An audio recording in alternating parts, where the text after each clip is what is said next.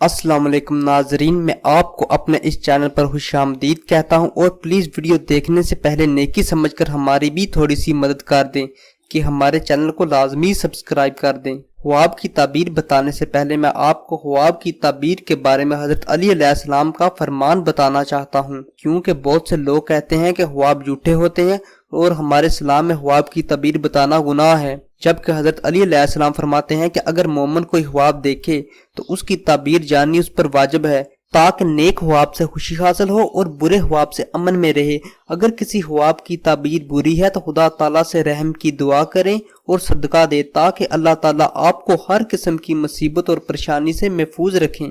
ناظرین، آج میں آپ کو خواب میں آسمان دیکھنے کی تعبیریں بتاؤں گا۔ اگر آپ نے خواب میں آسمان روشن دیکھا ہے تو یہ ترقی ملنے اور نیکی کی راہ پر چلنے کی علامت ہے، لیکن اگر آسمان کو سیاہ دیکھا ہے تو یہ ملک میں قحط پڑنے اور بھوک سے لوگوں کے پریشان ہونے کی علامت ہے، لیکن اگر آپ نے آسمان سے بارش ہوتی دیکھی ہے تو یہ ملک میں خوشحالی ہونے، مال و دولت عام ہونے اور نعمت حاصل ہونے کی علامت ہے، اور اگر آپ نے آسمان کو عام حالت میں دیکھا ہے تو یہ بلند مرتبہ پانے کی علامت ہے۔